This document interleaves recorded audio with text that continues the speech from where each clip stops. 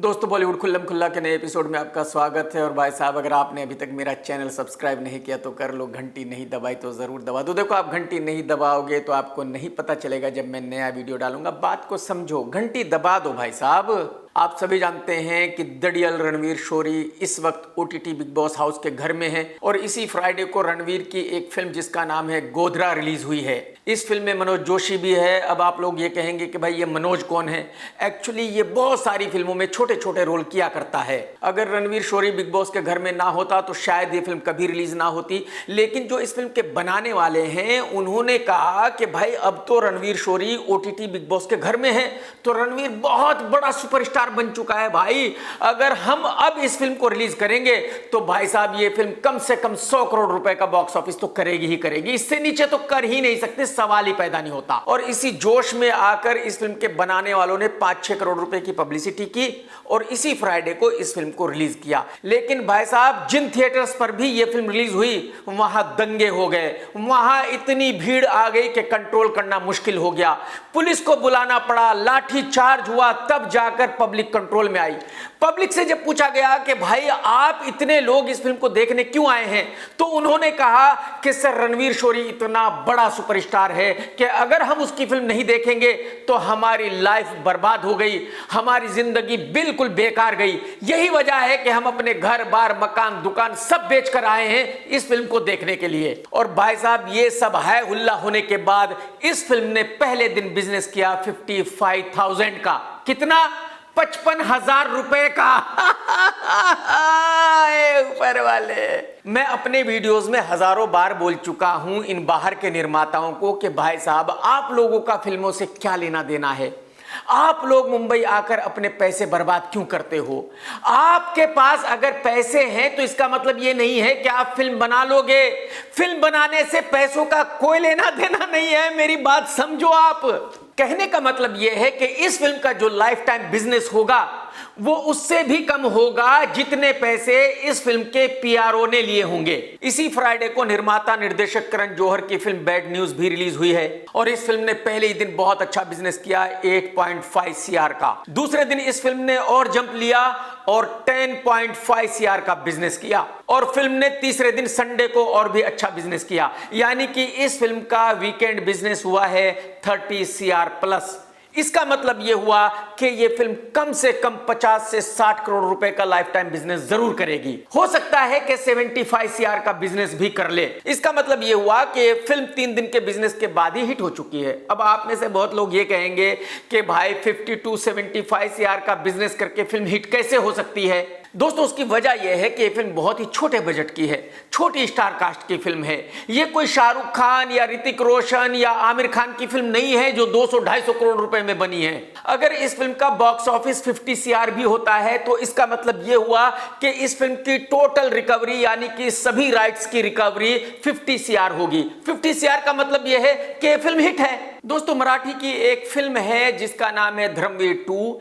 इस फिल्म का trailer launch हुआ और उस ट्रेलर लॉन्च पर बॉलीवुड के बहुत सारे एक्टर्स वहां पहुंचे।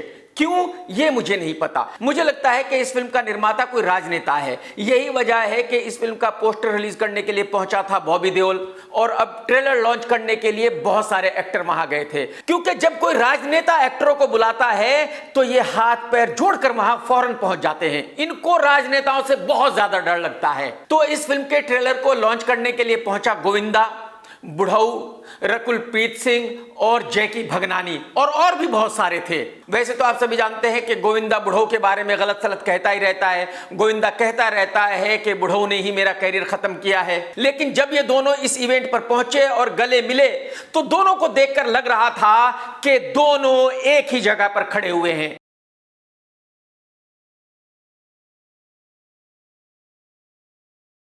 एक वक्त वो भी था जब इन दोनों ने साथ में एक फिल्म की थी जिसका नाम था पार्टनर और जो बहुत बड़ी हिट रही थी। और एक वक्त ये भी है कि आज दोनों फ्लॉप हो चुके हैं, दोनों का कैरियर बचा नहीं है बेचारों का। रिया चक्रवर्ती को तो आप सभी जानते होंगे। ये वही लड़की है जिसका नाम सुशांत सिंह केस में आया था, जो सुशांत सिंह की गर्लफ्रेंड हुआ करती थी। जब से वो केस हुआ है इस बेचारी को कोई काम देता नहीं है। निर्माता निर्देशक इससे बहुत दूर रहते हैं क्योंकि सबको इससे डर लगता है। तो अब ये बेचारी करे तो क्या क्या करे, तो इसने भी इन्फ्लुएंसर्स की तरह एक पॉडकास्ट शुरू किया है और उसका नाम है चैप्टर 2 और उसमें सबसे पहली मेहमान है सुष्मिता सेन। आज एक एक्ट्रेस को वही काम करना पड़ रहा है जो इन्फ्लुएंसर करते हैं। इससे आप अंदाजा लगा सकते हैं कि एक्टर होना कितना मुश्किल है, एक्टर की लाइफ कितनी मुश्किल है। एक एक्टर जब बन जाता है तो उसको जिंदगी भर के लिए लाइमलाइट चाहिए। वो कुछ भी करेगा लेकिन लाइमलाइट में रहने की कोशिश करता है। और हकीकत यह है कि मुझे रिया को ये सब करते हुए देखकर बिल्कुल अच्छा नहीं लगा। डबल ढोल के आयुष्मान खुराना को तो आप सभी लोग जानते हैं, वही बेशरम नल्ला आदमी जो थाईलैंड में अपनी बीवी के बूब से दूध निकालकर प्रोटीन में डालता था और प्रोटीन शेक बनाकर पिया करता था। ये उसकी बीवी ने कहा है, मैं अपनी तरफ से नहीं कह रहा हूं। ये डबल ढोल की डायरेक्टर राज शांडिल्य की 2 फिल्मों में काम कर चुका है, ड्रीम गर्ल 1 और 2। दोनों ही फिल्मों ने अच्छा बिजनेस किया था और इस डबल ढोलकी की लास्ट सबसे ज्यादा बिजनेस करने वाली फिल्म ड्रीम गर्ल 2 ही थी। ड्रीम गर्ल 2 को रिलीज होकर 1 साल से ज्यादा हो गया है और आज तक इस डबल ढोलकी की कोई और ऐसी फिल्म रिलीज ही नहीं हुई जो 50 करोड़ से ज्यादा का बिजनेस कर पाई हो। यानी कि ड्रीम गर्ल 2 इस डबल ढोलकी की लास्ट सबसे बड़ी रिलीज होने वाली फिल्म थी और उस फिल्म के रिलीज होने के बाद से बॉलीवुड के निर्माता निर्देशक इसको फिल्म दे नहीं रहे हैं। तो अब राज शांडिल्य के साथ इसने एक और कॉमेडी फिल्म साइन की है। वैसे तो इस मीठे डबल ढोलकी का कैरियर खत्म हो चुका है, लेकिन देखने वाली बात यह होगी कि राज शांडिल्य इसके साथ एक और हिट फिल्म बना सकता है क्या, राज शांडिल्य इस डबल ढोलकी के कैरियर को बचा सकता है क्या। कसम रावण की ये तो आप सभी जानते हैं कि फिल्म मुंजिया हिट हो चुकी है और जो इस फिल्म का डायरेक्टर है उस बेचारे को ऐसा लग रहा है कि वो बॉलीवुड का सबसे बड़ा डायरेक्टर बन चुका है भाई साहब। क्योंकि कोई छोटी बात तो है नहीं कि भाई 10-15 करोड़ के बजट की फिल्म ने 75 CR का बॉक्स ऑफिस किया हो। तो इस फिल्म के डायरेक्टर ने अपने आप को SLB मान लिया था और ये बॉलीवुड के सभी एक्टरों के पास जा रहा था कि भाई मेरी अगली फिल्म कर लो, लेकिन किसी भी एक्टर ने इस बेचारे के साथ काम करने के लिए हामी नहीं भरी और हार कर झक मारकर इसको लेना पड़ा राजीव खंडेलवाल को, जो आज का बहुत बड़ा फ्लॉप एक्टर है। इस बेचारे डायरेक्टर को अपनी अगली फिल्म के लिए महा फ्लॉप राजीव खंडेलवाल को साइन करना पड़ा। इससे आपको ये पता चल जाएगा कि जो फिल्म मुंजिया है वो एक तुक्का है, वो कोई ऐसी कमाल की फिल्म नहीं है जिसको बॉलीवुड वाले देखेंगे और वो इस डायरेक्टर के साथ काम करने के लिए तैयार हो जाएंगे। और अगर आपको याद हो तो विवेक अग्निहोत्री के साथ भी किसी एक्टर ने फिल्म करने के लिए हामी नहीं भरी थी, उसकी फिल्म द कश्मीर फाइल के बहुत बड़ी हिट होने के बावजूद भी। अगर आपको याद हो तो जिस डायरेक्टर ने द केरला स्टोरी बनाई थी जो बहुत बड़ी हिट फिल्म थी, उसके साथ भी किसी बॉलीवुड एक्टर ने काम करने के लिए हामी नहीं भरी थी। अगर आपको याद हो तो जब फिल्म उरी आई थी वो बहुत बड़ी हिट रही थी, उस डायरेक्टर के साथ भी किसी बॉलीवुड के एक्टर ने काम करने के लिए हामी नहीं भरी आज तक। तो एक्चुअली बॉलीवुड वालों को अच्छी तरह पता है कि कौन सी फिल्म इसलिए हिट हुई है कि वो अच्छी फिल्म है और कौन सी फिल्म एक तुक्का फिल्म है। तो अगर किसी डायरेक्टर की कोई फिल्म तुक्के से हिट हो जाती है तो इसका मतलब ये नहीं कि बॉलीवुड वाले उसके साथ काम कर लेंगे, क्योंकि बॉलीवुड वालों को अच्छी तरह पता है कि ये फिल्म तुक्के से हिट हुई है, ये फिल्म इसलिए हिट नहीं हुई कि ये फिल्म एक अच्छी फिल्म है। कसम राजस्थान के उस काले हिरन की जिसने खुद को गोली मार ली थी। आज बहुत ही कमाल की खबर आई है फिल्म पुष्पा 2 के बारे में। जो इस फिल्म का प्रोड्यूसर है बन्नी वासु, वो सामने आया है और उसने बताया है कि भाई डायरेक्टर सुकुमार और अल्लू अर्जुन के बीच में बहुत ज्यादा प्यार है, ये दोनों एक दूसरे को देखे बिना रह ही नहीं सकते, इतना ज्यादा प्यार है। मतलब अगर सुकुमार इस फिल्म की अगले 6 महीने तक भी शूटिंग करेगा तो अल्लू अर्जुन हंसते हंसते शूटिंग करेगा, अल्लू अर्जुन मना कर ही नहीं सकता। और ये प्रोड्यूसर बन्नी वासु को ये क्यों कहना पड़ा? ये इसलिए कहना पड़ा क्योंकि मैंने अपने पिछले वीडियो में बताया था कि पुष्पा 2 का डायरेक्टर सुकुमार और एक्टर अल्लू अर्जुन एक दूसरे की शक्ल भी देखना नहीं चाहते और यही वजह है कि इस फिल्म के निर्माता को बेचारे को सामने आना पड़ा सफाई देने के लिए। मैं निर्माता बन्नी वासु साहब से सिर्फ इतना कहना चाहता हूं कि भाई साहब अगर ये दोनों एक दूसरे से इतना प्यार करते हैं तो आपकी शूटिंग तो तकरीबन 60 डेज की ही बाकी है। 6 महीने की शूटिंग को आप एक तरफ रख दो, ये 60 डेज की शूटिंग तो खत्म कर लो। ये आप खत्म क्यों नहीं कर पा रहे हो? हकीकत ये है दोस्त कि आपका एक्टर और डायरेक्टर एक दूसरे की शक्ल देखना नहीं चाहते, ये दोनों एक दूसरे के साथ शूटिंग करना नहीं चाहते और आपकी फिल्म कब रेडी होगी ये आपको भी नहीं पता, क्योंकि आपको खुद नहीं पता कि ये 60 डेज की शूटिंग कब होगी। तो मेरे दोस्त बन्नी वासु, दुनिया को ये बताने से कुछ नहीं होगा कि ये दोनों एक दूसरे को कितना प्यार करते हैं। अगर वाकई प्यार करते हैं तो दोनों के पास जाइए, दोनों को मनाइए, दोनों में सुलह कराइए और अपनी फिल्म की शूटिंग कराइए और उसको रिलीज कराइए। दोस्तों, पिछले वीडियो में मुझसे एक गलती हो गई थी। मैंने बताया था कि फिल्म महाराजा में अनुराग कश्यप ने अपनी बेटी का किया है, लेकिन हकीकत यह है कि उस फिल्म में अनुराग कश्यप ने ऐसा कोई सीन नहीं किया। एक्चुअली मैं तो साउथ फिल्में देखता नहीं हूं, मैंने वो फिल्म देखी नहीं है, लेकिन किसी ने मुझे बताया था और यही वजह है कि वो खबर मैंने दे दी थी आप लोगों को। लेकिन इस गलत खबर को देने के लिए मैं आप लोगों से माफी चाहता हूं। दोस्तों, आप सभी जानते हैं पंजाबी फिल्मों के मशहूर एक्टर दिलजीत दोसांझ को। यह लड़का हिंदी फिल्मों में भी काम करता है और यही वजह है कि जो हिंदी फिल्मों के देखने वाले हैं वो भी इसको जानते हैं। अब इस एक्टर पर एक बहुत बड़ा इल्जाम लगा है। इल्जाम यह है कि इसने अपने डांसरों का कई महीनों से पैसा नहीं दिया है। आप सभी जानते हैं कि यह सिर्फ एक्टर नहीं है, एक सिंगर भी है और बहुत सारे शोज किया करता है। तो जिन बेचारे डांसरों ने इसके शोज में काम किया था, कई महीनों से इसने उनके पैसे नहीं दिए हैं। अब वो बेचारे दर दर की ठोकरें खा रहे हैं और वो कह रहे हैं कि भाई साहब हमारे पैसे दे दीजिए। और मैं आपको बता दूं कि दिलजीत एक शो का करोड़ों रुपए लेता है। उसके बावजूद भी अगर ये ऐसी घटिया हरकत कर रहा है कि डांसरों के पैसे नहीं दे रहा है तो ये एकदम लीचड़पन है।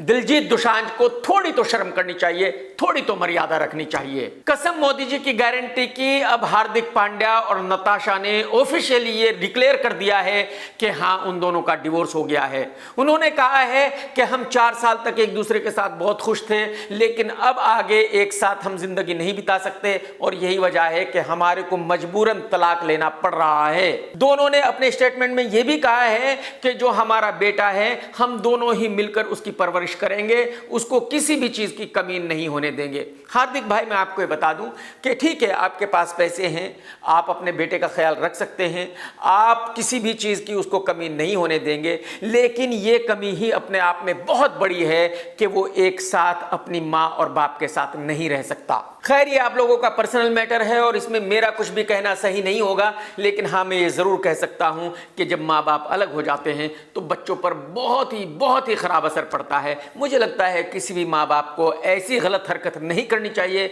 ऐसी गलती बिल्कुल नहीं करनी चाहिए। बच्चों से पहले आप कुछ भी कर लो, जब आपके बच्चे हो जाते हैं तो फिर आपकी जिंदगी आपके बच्चों के लिए है, वो आपकी जिंदगी नहीं है। बच्चे होने के बाद आपको अपनी जिंदगी अपनी खुशी के लिए नहीं जीनी चाहिए, बल्कि अपने बच्चों की खुशी के लिए जीनी चाहिए। दोस्तों, आप सभी जानते हैं 2.5 फीट 3 इंच के हीरो शाहिद कपूर को, जिसका वजन है 50 kg, जिसके छोटे छोटे हाथ हैं, छोटे छोटे पैर हैं, लेकिन भाई साहब अपने आप को बहुत बड़ा एक्शन स्टार मानता है, बहुत बड़ा सुपरस्टार मानता है ये लड़का अपने आप को। भाई साहब एक फिल्म का 40 करोड़ रुपए मांगता है और इसकी गलती भी क्या है, निर्माता इसको देते हैं। हालांकि इसकी कोई भी फिल्म 20-25 करोड़ के ऊपर लाइफ टाइम बिजनेस नहीं करती। अब ये नन्हा सा छोटा सा हीरो एक एक्शन फिल्म कर रहा है जिसका नाम है देवा।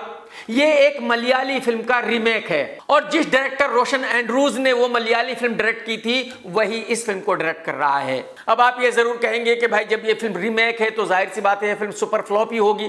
तो इसका निर्माता कौन है, कौन उल्लू का पट्टा है जो अपने पैसे बर्बाद कर रहा है? भाई साहब जी बैठा हुआ है ना मार्केट में अपने पैसे उड़ाने के लिए, तो जी ही इसका निर्माण कर रहा है। इस फिल्म की रिलीज डेट अनाउंस हो गई है। ये फिल्म अगले साल यानी कि 2025 में वैलेंटाइंस डे पर रिलीज होगी। मैं आपको यह बता दूं कि इस फिल्म में शाहिद कपूर एक छक्के का रोल प्ले कर रहा है। आप अंदाजा लगाइए, जो इस फिल्म के निर्माता हैं उनको यह यकीन है कि भाई वैलेंटाइंस डे पर जो लवर्स हैं वो एक छक्के की कहानी को देखने आएंगे। अरे भाई साहब, अरे भाई साहब, आप लोग क्या क्या सोचते हो? भाई साहब कुछ तो खौफ खाओ, कुछ तो मर्यादा रखो, कुछ तो शर्म करो ऐसी फिल्म बनाने के लिए यार। मतलब आप अंदाजा लगाइए कि बॉलीवुड वाले छक्कों की कहानी के लिए कितने ऑब्सेस हैं। इनको यह लगता है कि वैलेंटाइंस डे पर पूरे हिंदुस्तान की पब्लिक थिएटर्स पर टूट पड़ेगी एक छक्के की कहानी को देखने के लिए। वैलेंटाइंस डे पर जब एक लव स्टोरी रिलीज होनी चाहिए तब छक्के की कहानी पर बनी फिल्म रिलीज होगी। अरे भाई साहब ऐसा मत करो यार, जुल्म कर रहे हो आप लोग। दोस्तों टी सीरीज कंपनी को आप सभी जानते हैं, भूषण कुमार साहब को आप सभी जानते हैं। भूषण कुमार साहब के चाचा हैं किशन कुमार, यानी कि भूषण कुमार साहब के फादर के छोटे भाई किशन कुमार। उनकी 20 साल की बेटी तीशा कुमार का निधन हो गया है। तिशा को कैंसर था और वो जर्मनी के एक अस्पताल में अपना इलाज करा रही थी।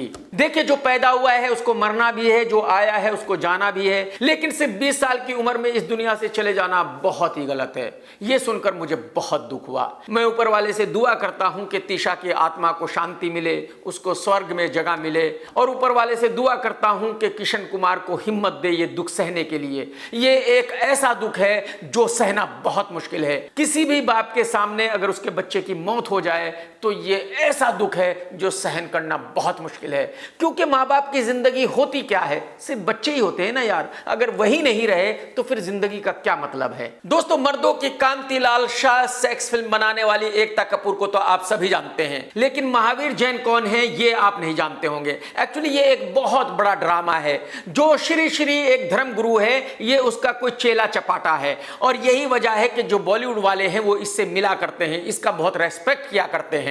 और ये बंदा उस धर्मगुरु के कुछ चेले चपाटों को फंसाता रहता है और उनके पैसे फिल्मों में लगवाता रहता है। एक थर्ड क्लास डायरेक्टर भी है जिसका नाम है शशांक खेतान, जिसने फिल्म धड़क डायरेक्ट की थी, और एक कोई लांबा है। इस बंदे को तो मैं भी नहीं जानता कि ये कौन है। कहने का मतलब ये है कि ये चारों मिलकर एक कोई फिल्म बना रहे हैं, और इनका कहना यह है कि भाई साहब, हम ऐसी मुगले आजम बना रहे हैं जो इस सदी के सारे रिकॉर्ड तोड़ देगी।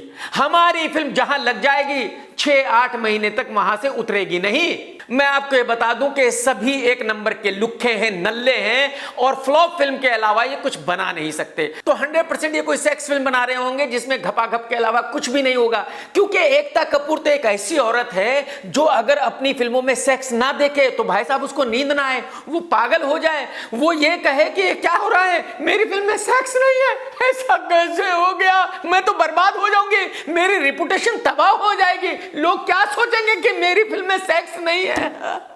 दोस्तों, एक्टर सोनू सूद को आप सभी जानते हैं, दुनिया जानती है।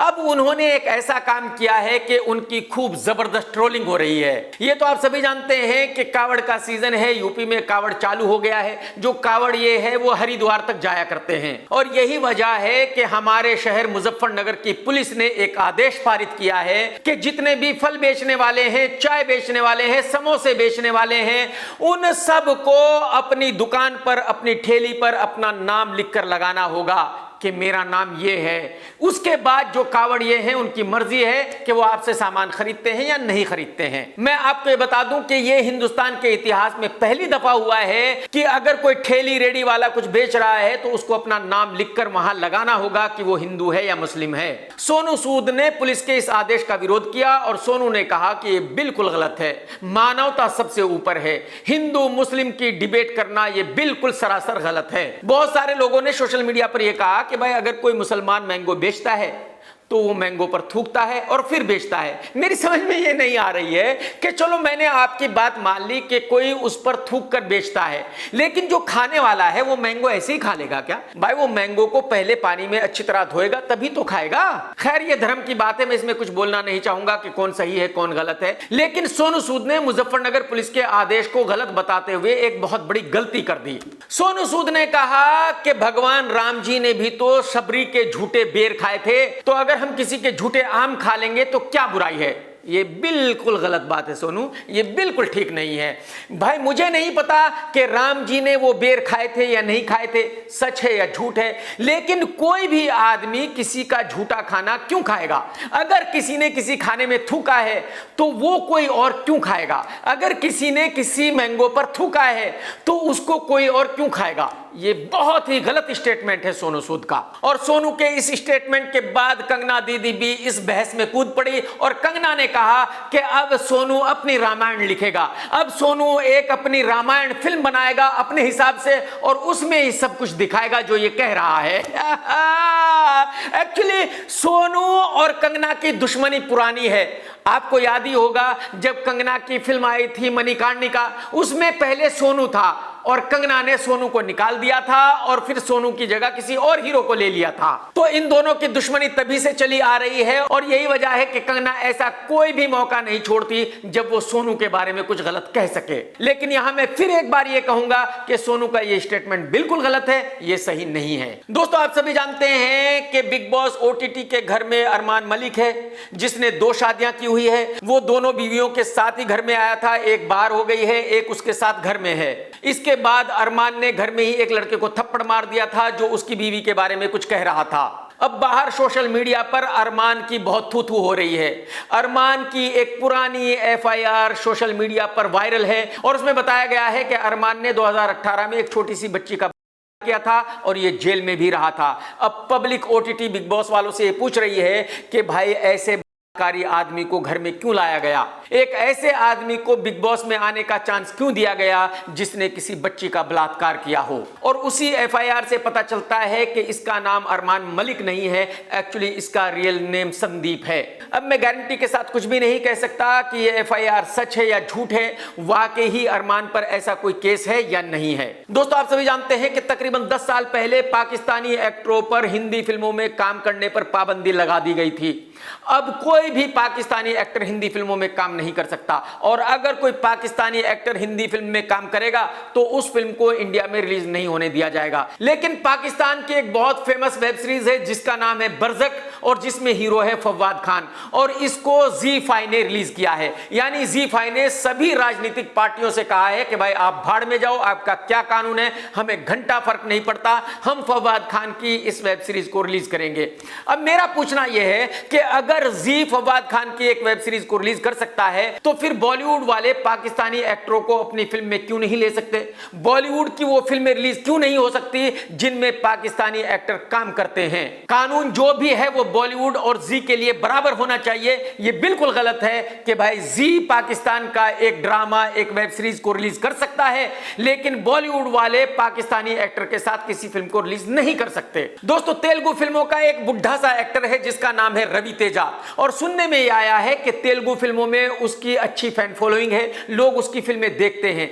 इस रवि तेजा ने एक फिल्म की है जिसका नाम है मिस्टर बच्चन और इस फिल्म में जगत बाबू भी है और यह फिल्म इसी 15 अगस्त को तेलुगु में रिलीज हो रही है। लेकिन अच्छी बात यह है कि इस फिल्म को पैन इंडिया फिल्म नहीं बताया जा रहा है, यह फिल्म सिर्फ तेलुगु में रिलीज हो रही है, हिंदी में रिलीज नहीं हो रही है। मैं रवि तेजा साहब को धन्यवाद कहना चाहता हूं कि उन्होंने हिंदी दर्शकों के बारे में यह सोचा कि भाई उनको अपनी फिल्म मिस्टर बच्चन को हिंदी में डब करके रिलीज नहीं करना है, उनको इस फिल्म को पैन इंडिया फिल्म नहीं बताना है। Sir, thank you very much. और मैं बाकी सभी तेलुगु के निर्माता निर्देशकों से यही कहना चाहता हूं कि भाई साहब हमें पकाना बंद कर दो, आप अपनी फिल्मों को पैन इंडिया कहना बंद कर दो, आप हर फिल्म को डब करके हिंदी में रिलीज करना बंद कर दो। दोस्तों, अगर आपने ये वीडियो देखा है तो लाइक करना बिल्कुल मत भूलना, कमेंट्स करके जरूर बताना आज का वीडियो आपको कैसा लगा। टेक केयर दोस्तों, tata bye bye, love you, जय हिंद, सत्यमेव जयते।